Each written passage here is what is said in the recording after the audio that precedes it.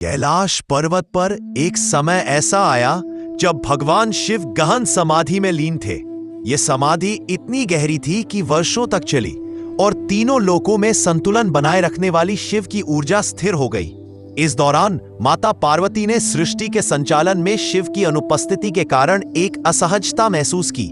उन्होंने प्रेम और श्रद्धा से शिव की समाधि भंग करने का विचार किया, लेकिन उनका ध्यान भंग करना आसान नहीं था। माता पार्वती ने संकल्प लिया कि जब तक शिव अपनी समाधि से बाहर नहीं आएंगे, वह भी किसी प्रकार का अन्न जल ग्रहण नहीं करेंगी।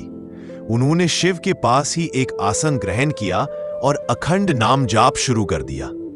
इस महाप्रतीक्षा काल में पार्वती ने ध्यान में उतरकर शिव के विराट स्वरूप का चिंतन किया। पार्वती की तपस्या का तेज इतना तीव्र था कि वह कैलाश की बर्फीली हवाओं को भी गर्म करने लगा।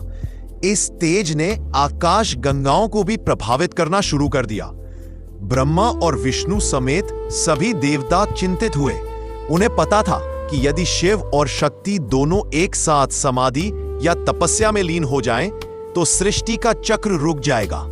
देवर्षि नारद कैलाश पहुंचे और पार्वती से विनती की, हे माता, आपके संकल्प की महानता अद्भुत है, लेकिन आपका यह तप इस ब्रह्मांड के संतुलन को बिगाड़ रहा है।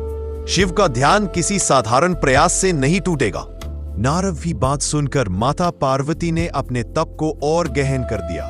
उनका प्रेम, उनका संकल्प एक अत्यंत शक्तिशाली ऊर्जा तरंग बनकर शिव की ओर प्रवाहित हुआ। प्रेम तरंग शिव की समाधि के आवरण को धीरे धीरे तोड़ने लगी। अंततः 5000 वर्ष की गहन समाधि के बाद भगवान शिव के नेत्र खुले। जब शिव ने अपने सामने पार्वती को उसी दृढ़ संकल्प और प्रेम से तपस्या करते देखा, तो उनका हृदय प्रेम और करुणा से भर गया। वे इतने भावुक हो उठे कि उनकी आंखों से 2 आनंदाश्रु, आनंद के आंसू टपक पड़े। शिव के वे दोनों आंसू जैसे ही कैलाश की पवित्र भूमि पर गिरे, तुरंत ही अंकुरित हो गए। ये साधारण बीज नहीं थे, ये रुद्र के अक्ष आंसू थे। एक आंसू से भद्राक्ष, भद्र रुद्राक्ष के वन की उत्पत्ति हुई, जिसके रुद्राक्ष देवताओं और मुनियों को प्रिय हुए, और दूसरे आंसू से शिव शंभु रुद्राक्ष के वन की उत्पत्ति हुई, जिसके दाने अत्यंत दुर्लभ और परम पवित्र माने गए। ये वन कैलाश के पास एक गुप्त घाटी में बना, जिसे बाद में रुद्राक्ष वन या आनंदाश्रु वन कहा गया। यह वन आज भी अदृश्य रूप से मौजूद है और माना जाता है कि यहीं से वास्तविक रुद्राक्षों की ऊर्जा पूरे विश्व में फैलती है। शिव का गुप्त वरदान और उपदेश 10 मिनट समाधि से बाहर आने के बाद शिव ने पार्वती को प्रेम से उठाया और उनके तप की प्रशंसा की। शिव ने कहा, हे देवी, आपके प्रेम के एक अश्रु ने मेरे हजारों वर्षों के ध्यान को भंग कर दिया। आपके संकल्प ने इस ब्रह्मांड में एक नए शक्ति केंद्र को जन्म दिया है। कब शिव ने पार्वती को एक रहस्यमयी उपदेश दिया। उन्होंने कहा, हर प्राणी के भीतर अनंत काल से एक रुद्राक्ष बीज है। यह बीज प्रेम, त्याग और सत्य के जल से सींचने पर ही अंकुरित होता है। जिस क्षण यह बीज अंकुरित होता है, व्यक्ति को बाहरी रुद्राक्ष की आवश्यकता नहीं रहती। यह आंतरिक रुद्राक्षी मोक्ष का मार्ग है। शिव ने वचन दिया कि जो भी इस आनंदाश्रु वन की कथा सुनेगा और सच्चे मन से रुद्राक्ष को धारण करेगा, उसे कभी भी निराशा या भय का सामना नहीं करना पड़ेगा। इस प्रकार भगवान शिव की गहन समाधि, माता पार्वती का अद्भुत प्रेम और त्याग और शिव के आनंदाश्रु से रुद्राक्ष वन की उत्पत्ति हुई। यह कथा हमें सिखाती है कि सच्चा प्रेम और दृढ़ संकल्प स्वयं भगवान शिव के ध्यान को भी भंग करने की शक्ति रखते हैं, और उनके अश्रु भी सृष्टि को कल्याणकारी पल प्रदान करते हैं। शिव द्वारा गुप्त उपदेश दिए जाने के बाद पार्वती ने एक अंतिम प्रश्न किया, हे महादेव, आपने कहा कि हमारे भीतर भी एक आंतरिक रुद्राक्ष बीज है। यदि यह बीज सभी में है, तो इसे जानने का क्या चिन्ह है?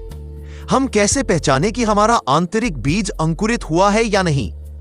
महादेव मुस्कुराए, देवी, यह पहचान अत्यंत सूक्ष्म है और इसे केवल कर्मों की कसौटी पर ही परखा जा सकता है। जब किसी मनुष्य का आंतरिक रुद्राक्ष जागृत होता है, तो उसके जीवन में 3 परिवर्तन दिखाई देते हैं, जो 3 मुखी रुद्राक्ष के समान है। उसके मन से द्वेष और मोह समाप्त हो जाता है। वह हर प्राणी में परमात्मा का अंश देखने लगता है। वह किसी भी जीव को पीड़ा देने के विचार से कांप उठता है। उसका हाथ स्वतः ही परोपकार और सेवा की ओर बढ़ता है।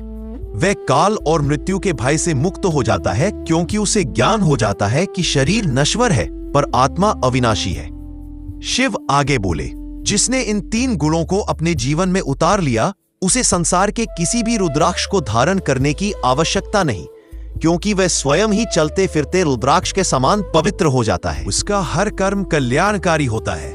यह कहकर शिव और शक्ति ने उस आनंदाश्रु वन को अपने दिव्य प्रकाश से घेर लिया और एक बार फिर तीनों लोकों में संतुलन और शांति स्थापित हुई। जय भोलेनाथ।